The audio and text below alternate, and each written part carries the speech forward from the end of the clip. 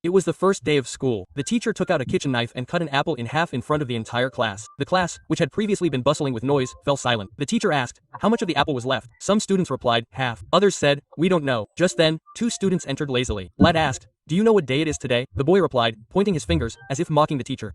But Lat didn't get angry. He said, these fingers of yours aren't just for making fun of you. They can also be used to change your life. With these fingers, you can chart your future. You can pave your path with your hard work. Quote, but the students laughed at his words. Some even slapped him, mocking him. Land realized that teaching forcefully was useless. He had to understand them first. He decided to talk to them in their own way, to teach them in their own way. Gradually, his humorous teaching style and way of explaining struck a chord with the children. Land told them, you are descendants of the Mayan civilization and have an innate talent for mathematics. Hearing this, the children, who had always been considered losers, felt proud of themselves for the first time. Within just a few classes, everyone learned to solve quadratic equations. Land gave them test papers, and the children solved them with ease. Their eyes were alight with the sparkle of learning. Land knew that if he truly wanted to change their lives, he would have to put them through college, and the first step was calculus. He urged the principal to introduce calculus classes at the school. The principal laughed and said, you're dreaming. The entire country has a pass rate of less than 2%.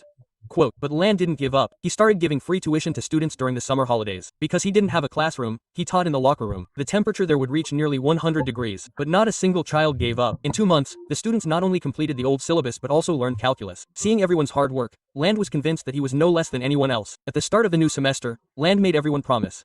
Come an hour early every day, stay an hour later, and there would be no weekends off. After teaching at school during the day, Land worked at an adult school at night to buy new books for the children, but the constant hard work wore down his body. One day, he collapsed. The doctor said he had suffered a heart attack and would need to rest for a month. Without Land, the students were devastated. The principal hired a gym teacher to teach calculus, but he had no idea. When Land learning of this, Land prepared notes and key points and had a nurse deliver them to the children at school. The children held on to those notes and worked hard day and night. Land was confident they were ready. They just needed to maintain their confidence. Ignoring the doctor's advice, they returned to school early. Seeing his presence and encouragement, the children felt reinvigorated. On exam day, everyone wrote with complete seriousness. Everyone was astonished to see the results. All 18 students passed, but the joy was short-lived. The education board accused them of cheating. It was said that their mistakes were very similar. 2 investigating officers came to the school and pressured the children to confess. Land was devastated. He thought perhaps he had made a mistake, given their hope, and now that hope would be shattered. But the children proved stronger. They decided to take the test again and prove their truth. This time, Land instructed them not to bring any stationery and not to wear clothes with pockets. There were more invigilators in the exam hall, and more distance was maintained between the children. 3 days later, the results came in. All 18 students passed again. Some even scored full marks. They proved that true hard work transcends any individual and earned the respect of the entire nation.